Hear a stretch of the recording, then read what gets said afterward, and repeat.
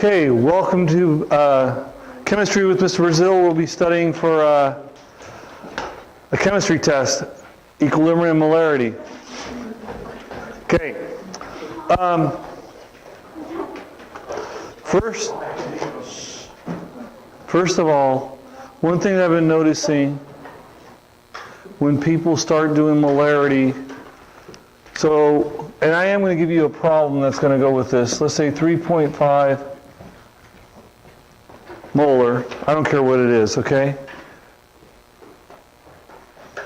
What is another way to write that? What is this essentially equal to?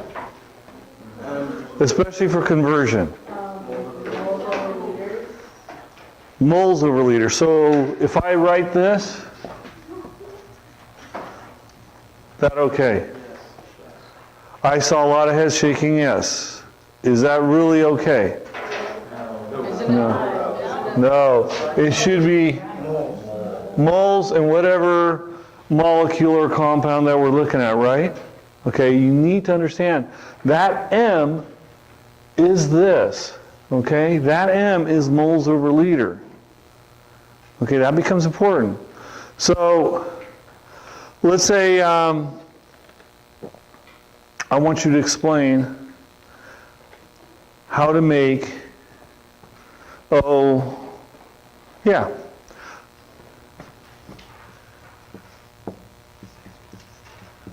explain how to make a 1.5 liter solution of 3.5 molar CaCl2.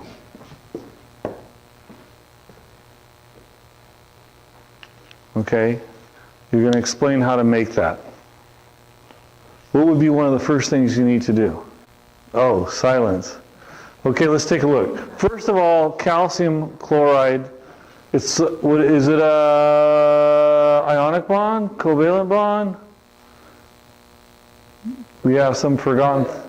Covalent? Ionic? Oh, ionic, are you sure? How do you know? How do you know that it's ionic or covalent? Valence electrons, that's cool, that's one aspect. Okay, the charge, that's true, charge. So here's the deal.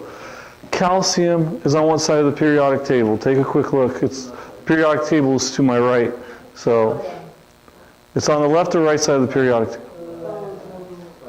It's on the left. So this is a left side element, okay? This is doing without doing any ionization calculations. Now chlorine, which side of the periodic table? Right side. Okay, and what delineates left and right? What delineates what makes the periodic table left and right? The stair step. Okay? The stair step is basically our divider. So left side. So this is the left side element with the right side element. That's ionic. Okay? That's ionic. If it were elements on the right side with right side, that's covalent. Okay? Or polar covalent. Like water, H2O is polar covalent because the H floats over. Okay, so this is ionic. It's a salt. So this is a salt. It's a solid, excuse me. So it's a solid. So to make this, what do you think you're going to need to do first? Calculate what? What? The mass.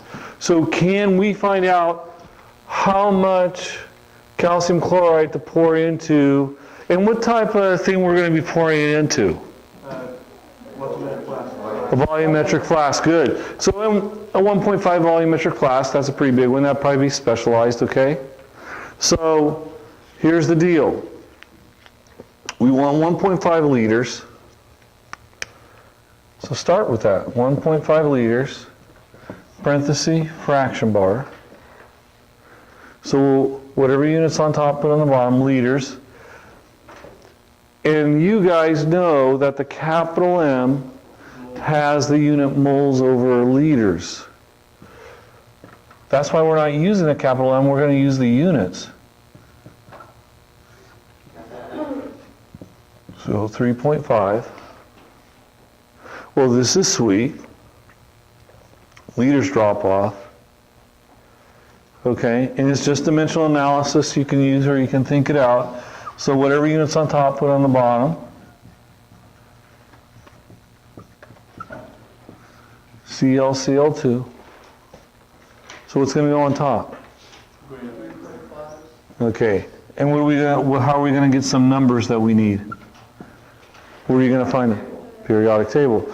So we're going to get the molecular weight of that. So calcium, what is 40? Am I rounding? 40. Okay. So 40, and calcium, chlorine is 35. So what? That's 70. So what? 110? No? Yes. Okay, 110. Yeah, 110 grams. So now we can find the mass.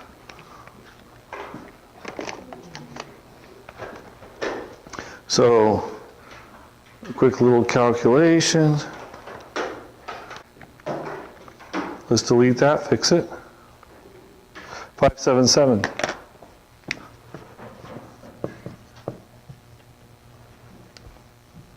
.5 grams CaCl2. Okay, so what are you going to do with that mass? No. What are you going to do with that mass? You don't know? Good. That's a start. That's why we're reviewing this. Okay. Well, first step, right? What are you going to do? Give it a shot.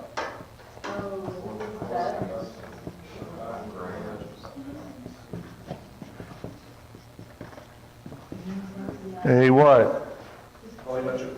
Yeah, a 1.5 liter volumetric flask. Which is a relatively large flask. Okay, next what are you going to do? Add DI water.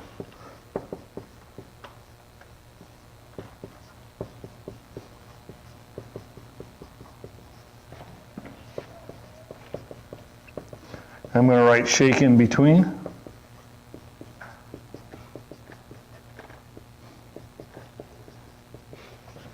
Okay, until what? Until you reach the 1.5 milliliter mark.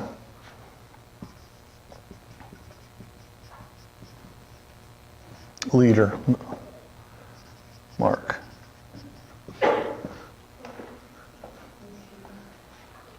Okay?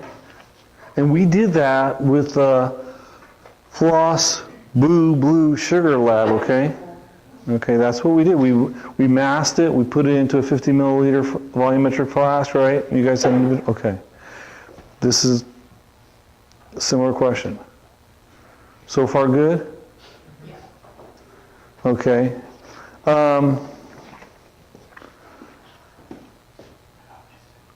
You guys want to try something that's like stoichiometry? Yeah.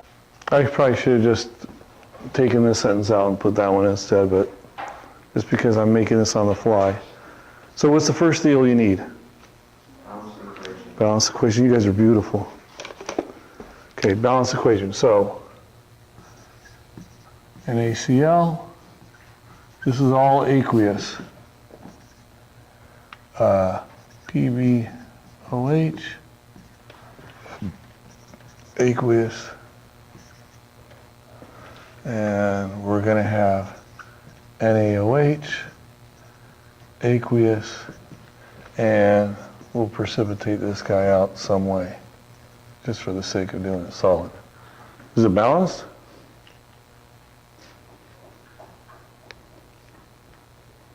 Yes? No? What's missing? Okay. 2 OH. So should we put a 2 here? Yeah. Okay, let's do that. On this one? You're awesome. Okay? So stoichiometry, what do we need to do? Oh, start with this one? Okay, that's fine. Oh, you know what? I did something really dumb. This old guy's tired. How many milliliters of this? Let's put 50 milliliters of that one and 45 milliliters of this. Yeah, we need milliliters. I didn't put the volume. Okay. But we can start with that. I don't know why my brain was so disengaged, but it is. We'll catch up. Okay, milliliters. Wait, this is stoichiometry. So what do we need to do?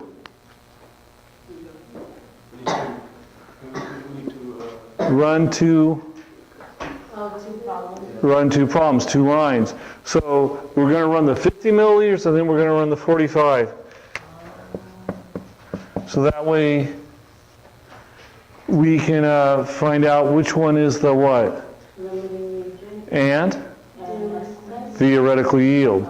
Yeah, so that way we can find out our minimum. So milliliters. So 1,000 milliliters to a liter,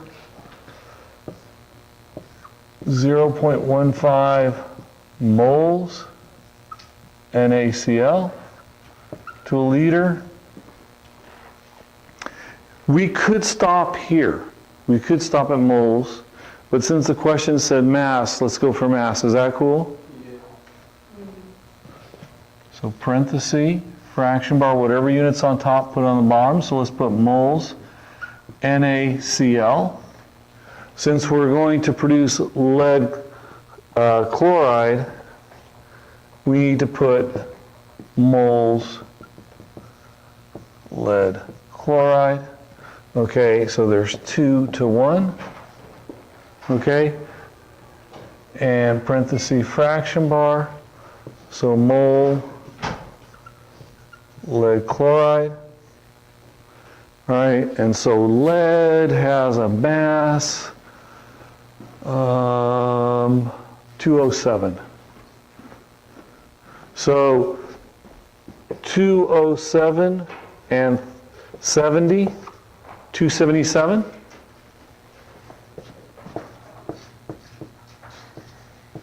PbCl2. Okay. And we can run this one the same. So what's sweet about stoichiometry with molarity, you end up kind of doing similar things. So 0.2, should put an O there, just make it. So moles, PbOH2, moles PbOH2. Okay? And now we do the same thing. So one of these to one of those, so they're 1 to 1. And please tell me if I'm going too fast. Is this making sense? Yeah.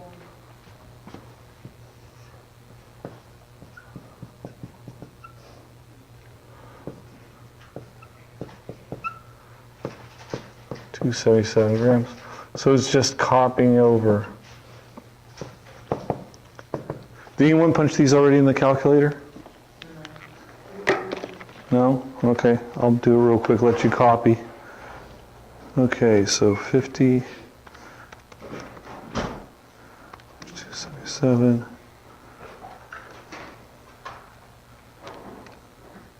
And do you guys need me to review how to punch it into the calculator? No? You guys are good? Okay. So this one is 1 point, according to my calculations, please double check, 4 grams. Could we stop right here? Are we okay? No. We have to run the second because we don't know which one is the limiting reagent? We don't know if they're both going to limit each other. Is it always the lowest number? What? Always the lowest number. You sure? Because I got 2.5. 2.49. Is that what you got? So, how much are we going to make? Yes, ma'am. Yes. Okay, real loud again. Where did you get the NaOH right here? Balanced equation. Balanced equation. Where'd you get the NaOH? NaOH, because this is a double replacement reaction. So they switched partners. The OH combined with sodium to produce sodium hydroxide, which will be aqueous. Okay? And then the lead combined with the chlorine to produce lead chloride. Are we supposed to know that? You have to know. I would provide a balanced equation for your level. That's why I walked through, okay? But this you guys should be able to do, right? Yeah, you guys are smart. So, first of all, how much are you going to make? 1.04, yeah. So the 1.04 grams lead chloride is what you're going to produce, okay?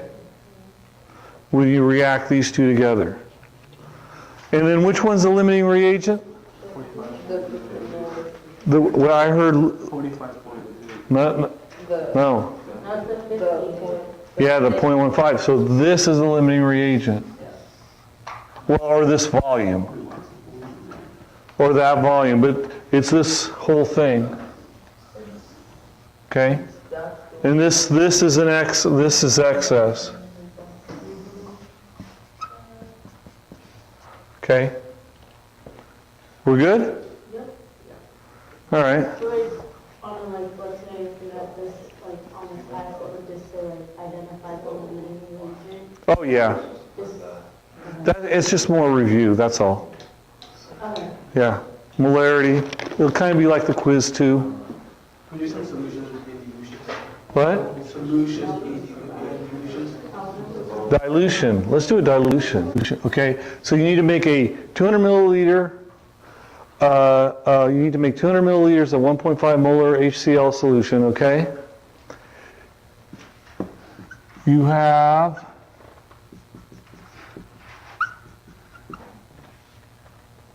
a 5.0 molar HCl stock solution.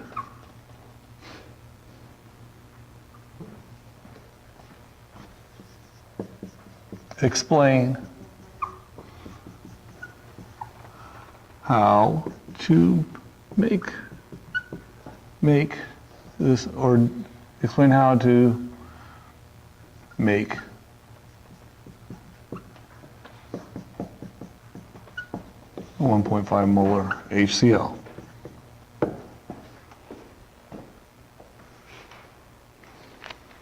What do you think?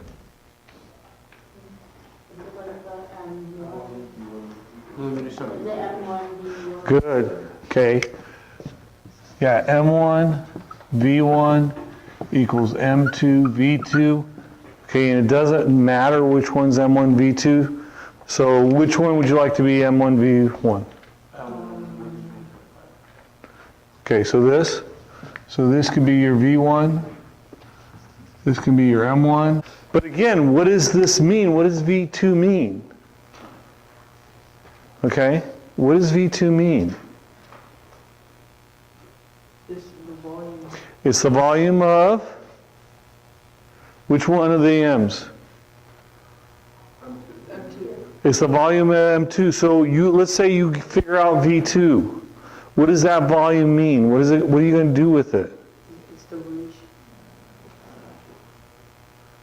Don't know. Okay. So here's the deal. We're going to solve for V2.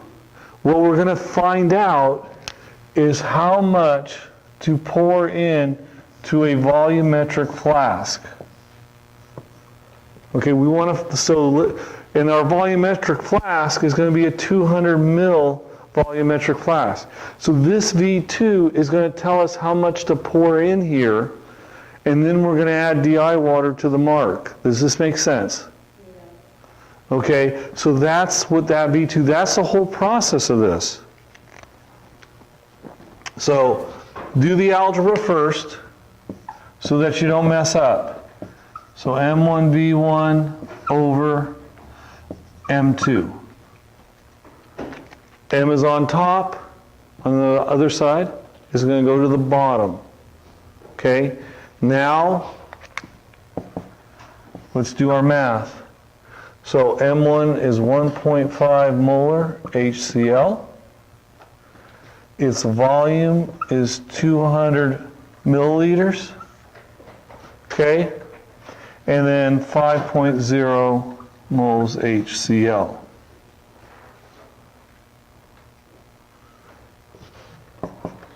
Okay.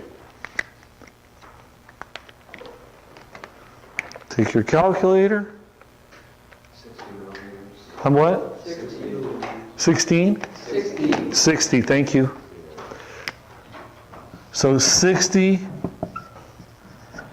milliliters, more or less, or we're only good to 2 sig figs, but I'll just go like this for now. Okay, so 60 milliliters. So your first task is to do what? Yeah, you're going to pour 60 milliliters. Either you're going to use a graduated pump, or you're going to use a pipette. Okay, so let's, pipette. This would be pretty fancy. I don't think I've ever seen a 60 milliliter pipette, but it could be pipette, 60 milliliters of. So which one are you going to pipette? The M2 or the M1? Good. So 60 milliliters of 5.0 molar HCl into a 200 milliliter volumetric flask .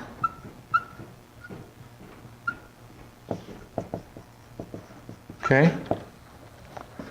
Then what are you going to do? What? Okay. Add DI water. Add DI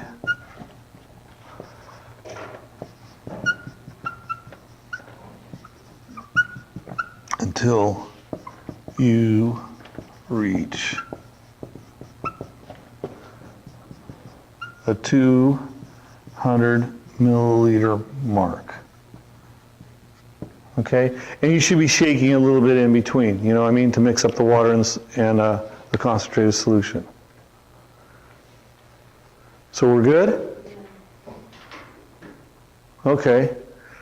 How about a little Le Chatelier and Entropy? That would be good? Okay, so let me erase this. Look at it, isn't this exciting? And are you guys checking out the keys on Google Classroom? But which one has the least entropy? Which one? Oh, so 1, 2, 3, okay. So, okay, least entropy, okay? Yeah. It's more organized, it's more ordered, okay? Like a textbook, you buy a brand new textbook, everything looks ordered. What happens to that textbook after 5 years? Yes, there's going to be rips, there's going to be dented. Are there going to be pages possibly missing? Yeah, that's entropy. Things are going to disorder. Which one leads to less energy in the long run? See, actually, does it take more energy to reorganize or to make a mess? To reorganize. Yeah, to reorganize, to get every circle to go exactly back to the same position would take a lot more energy. It's easier to break something and leave it broken, right? than it is to reorganize it back. It's like cleaning your bedrooms at home, right? When you have company over to visit. Hate it, yeah, it's a mess. It's easier to leave the mess than to clean up everything, right? It's like cooking in the kitchen. Everything's nice and clean and organized. Then you start baking and cooking and cutting. Okay? It takes a lot more work to clean, even though you took energy to cook it. See, organizing and getting stuff prepared to bake takes more energy. Okay, so that's entropy. Everybody's got that solid? Okay, and when you look at a entropy graph, you guys are going to be able to read it? Okay. Let me pull up entropy. I'm going to pull an entropy graph up on the screen. For those who aren't with us, I'll try to provide this entropy graph that's on the TV. Yeah, it's fair to put on the... So, it's different than your temperature versus energy graph. Okay, for water, you have 0 degrees, 100 degrees, right? Here's temp. And then energy is increasing. Okay, energy is increasing, so you got a solid, melting, liquid. Hang on. That was the last test. Okay. So, solid, melting, liquid. Where's boiling? Okay. Boiling. Because boiling's 2 phases. It's a gas and liquid. Okay. And then we got a gas. So, and you guys can understand, if you look at this, this is an example of what? A solid. This might be an example of what? Maybe a liquid? And then this one is an example of what? Gas. Good. But the graph that we have on the TV screen, and so again, I'll put a link or I'll make the picture available to folks on Google Classroom to look. Here's the deal. You're going to have a solid, okay, which it's got low entropy, but between melting and boiling, looking at this, which one has higher entropy? Boiling or melting? Just looking at the graph. Boiling. I wonder if I can just, because I'll have a similar graph to this one. Oh, I don't, yeah, it's not going to work. Okay. Yeah, the boiling. Okay, and it looks kind of, that graph looks like this. I'll just set it up kind of. So it's going to be different. We have entropy along the y-axis. Okay, and temp.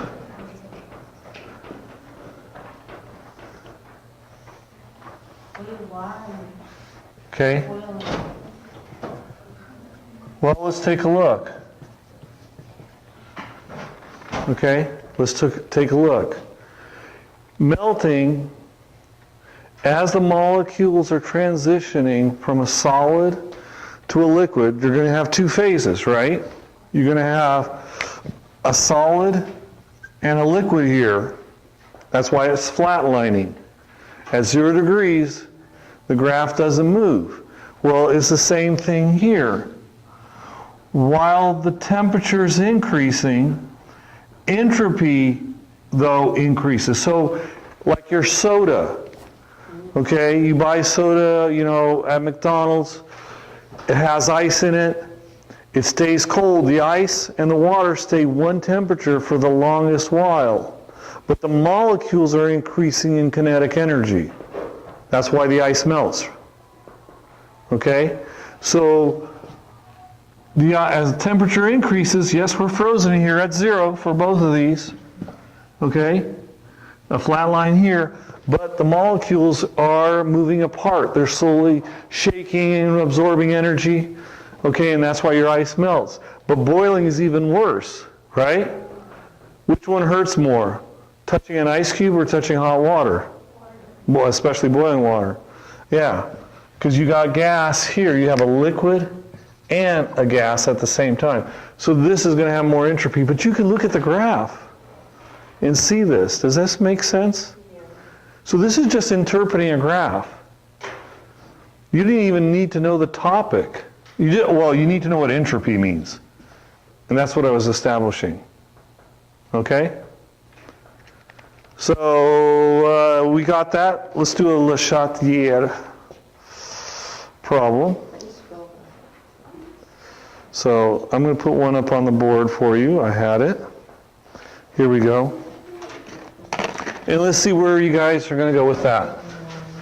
And then we'll do a K, Q, and all that other stuff. Is that fair enough? Here's an equilibrium problem for you. And let's see what else does it say here that would be nice. If we remove H2S, which direction will it shift? Direction. If I remove this, it's going to go right or left? You remove what? So if I remove the hydrogen sulfide, to the left? Left. Yeah. Okay. Yeah, by removing, it's going to shift to the left. Why? Because now we're imagining that this is in a chamber here, okay? And so if we were to take a valve and pour this out, okay? So let's say we pour out the H2SO4. Now we have less of it in here, right? It's kind of like making a hole. The chemical reaction wants to fill that hole, so it's going to push it back this way. Okay? So it's going to shift it left. How about this? What if we increase the pressure? What's going to happen? We increase the pressure. Which side is it going to shift? Let's think about this. First of all, what are the coefficients? What units are the coefficients in term of? What are they in term of? What? No, they're not. The coefficients. What are these in terms of? Moles. So this is a gas. What do we, you're increasing the pressure. What is the gas going to do to this chemical reaction? If you have pressure on you, what happens? Do you expand or do you collapse? You collapse, right? You collapse. So if you increase the pressure, you go inward, right? Well, let's think about this. So which side would be the most likely to go inward? Which side has the least number of moles? See, the left. 1 plus 2 is 3. So the left side, okay, left side has 3 moles if you collapse it together. And I'm just using moles. And the right side, 1 plus 4, that's 5 moles, if you want to look at it that way. So by increasing, it's going to shift, okay, to the left.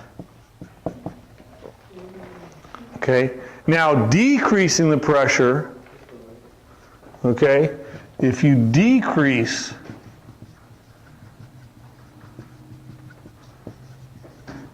pressure, it will expand. Basically, that's expanding, so it will go to the side with the most moles. Okay, but increase is here. It's going to shift left. Are we good? Yeah. All right. Let's pretend that this is exothermic. Is that okay?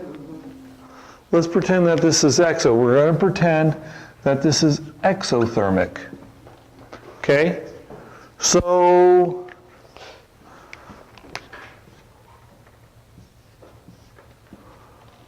let's say we make this cooler, we reduce the temp.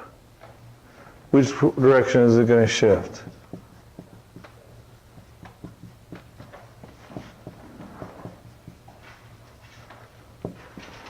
What happens when you reduce the temp?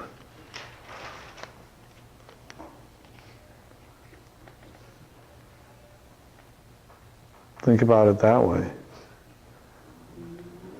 You reduce the temperature, what's going to happen? Now we got some, go ahead, sir.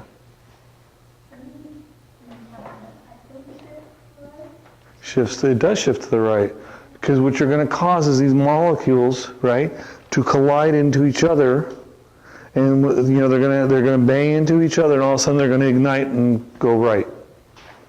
So it is going to shift it right.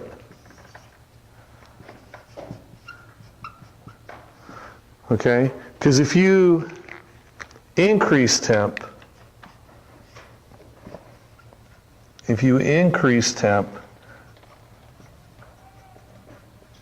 that's like adding more product. Okay, so this increasing temp is like adding more product. So basically it's like adding more product. And so if you think about it, what will happen to this reaction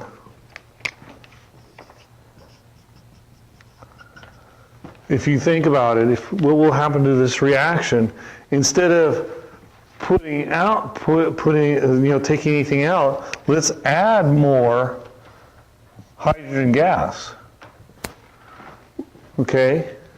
So add H2. Now what is going to happen? It's going to shift left. Yeah.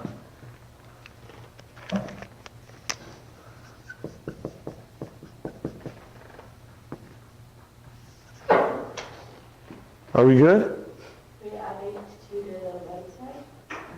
Yep. If I add to the right side, okay, so here's our reaction vessel, and I'm going to add more hydrogen in there.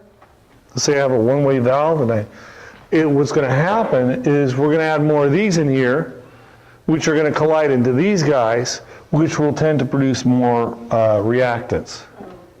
Does that make sense? Okay, good. KQ? Yeah. Okay, well, guess what? What's the equilibrium constant for this one? 4. Nobody has it? No. What? My concentration of water. How do you write the equilibrium constant? Oh. The bracket. Oh, good. What does brackets mean? Okay. KQ. Okay, and actually when we do KQ, okay, when we do KQ, let's say this is our products.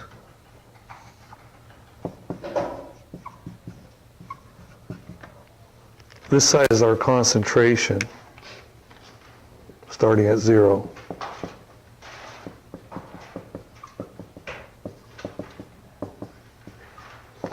In moles, molarity, I mean. And something like that. Okay, so these are our reactants. Where on this graph does KEQ start? I mean, it's a rough estimate. Does it start here? Does it start here? Start here? Does it start here? Does it start here? Yes. Yeah. It's when they go parallel, as close as possible. Right. It was like the question on the quiz. So KQ starts right about there. What is this beforehand? What letter do we use for that? It's a capital.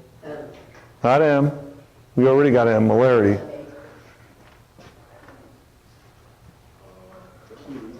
Yeah, Q, right? Because we have these reactants, they're in different concentrations, they're reacting, and then the product increases. We start with no product, right? That's initial. Okay, so this equals what? Right. 4H What starts on top? products. Products over reactants. Okay? Products over reactants, always. So this one is equal to what?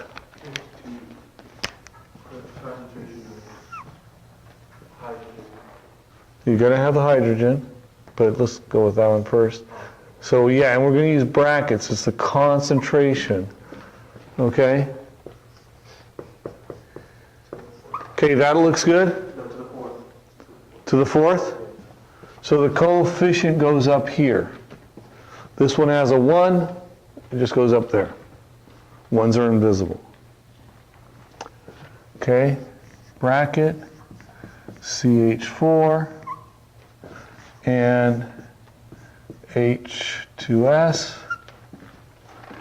and yeah, don't forget the 2. Okay?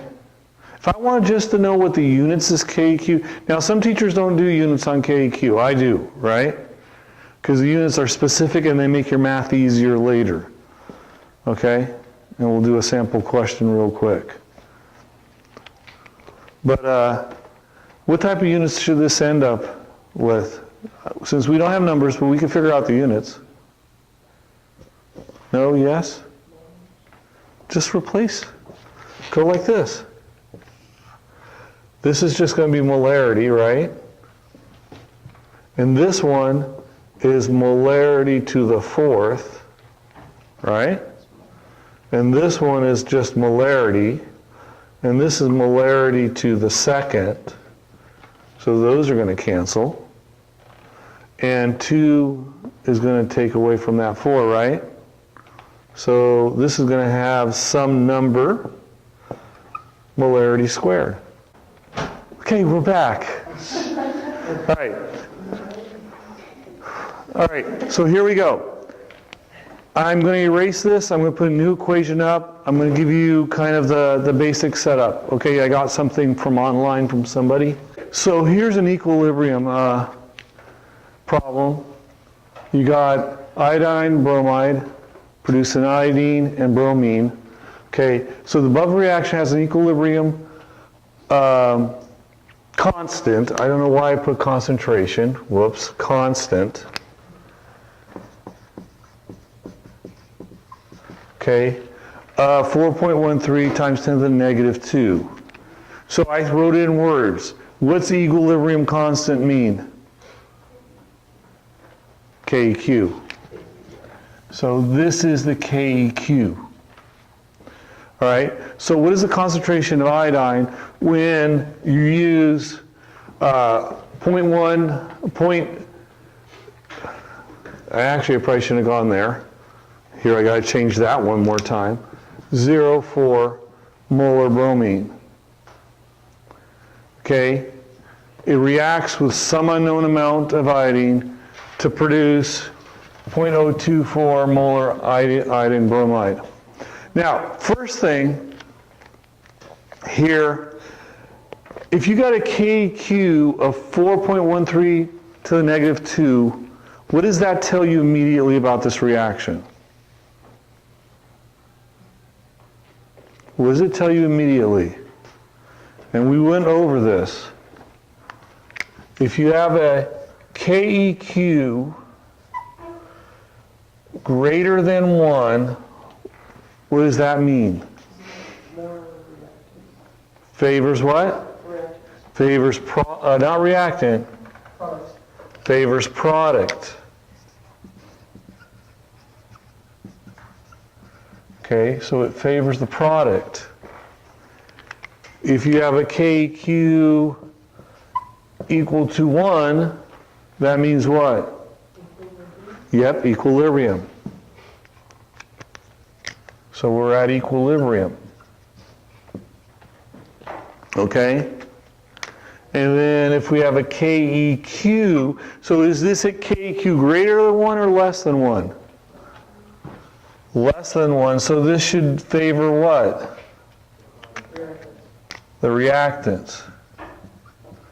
Okay, favors reactants. Okay, so this should favor the reactants. All right, so your first task, is to write your KEQ. Always write that first. Don't plug in numbers. Don't plug in numbers.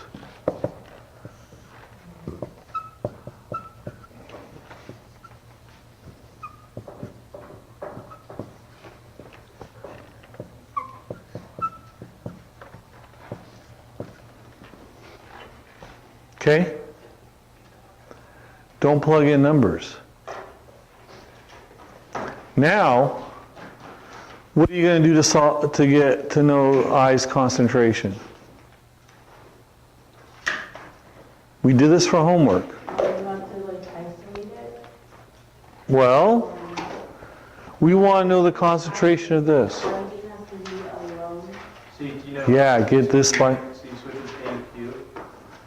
I mean, not A and Q, Well, if this is on the bottom, where is it going to go? Don't you multiply KQ and well, because you're trying to get it down outside. Yeah, so where is this going to go? It's going to go up. Okay, so bracket IBR to KEQ.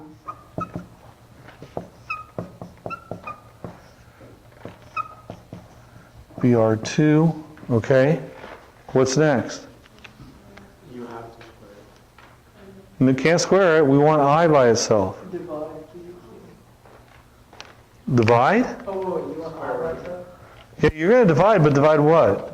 BR. BR, yeah. Okay. Okay, that way these guys cancel.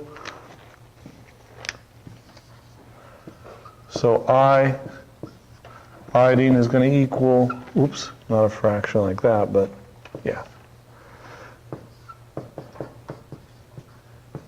Square, KQ, and, whoops, I put the wrong one, didn't I? No, I put the right. And BR on the bottom. And now plug in your numbers. Do that last. Don't do it first. Okay? So 0.124 molar, parenthesis. Now I can use parentheses. Okay? Times 4.13 times 10 to the negative 2. Okay? And look at this. This molarity is going to be squared. That's okay because the one on the bottom,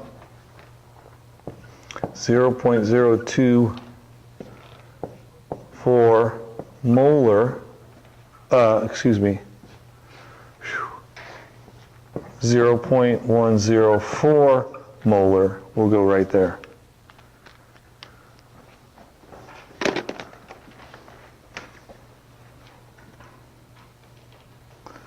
Okay, so 0.1024, square it, times 4.13 E, 2, and 0.104. So the concentration of iodine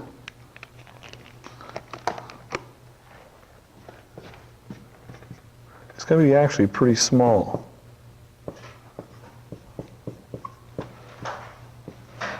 Molarity. I'm going to change this up. I'm going to take the same problem and do something differently. Okay? We'll finish the KEQ. Okay, we're going to do an equilibrium problem where we're going to end up using a quadratic equation to solve. Okay? So let's start with this particular problem. The equilibrium constant is 4.13 times 10 to the negative 2 for a decomposition reaction of iodine bromide. What is the equilibrium concentration for both reactants and products? When the initial concentration of iodine bromide is 0.025 molar. So let's start with this setup. First of all, we have an initial setup of, so we're nothing reacting yet, no decomposition taking place, of 2.05 molarity. We have none of the iodine or bromine, okay? None of those two gases present. Our final concentration, though, will be this. I'm not going to use units because that's just going to complicate things. But a certain amount of this, because this is an equilibrium, it's both producing product and reactant. And talking about that real quick, if you notice that your KEQ,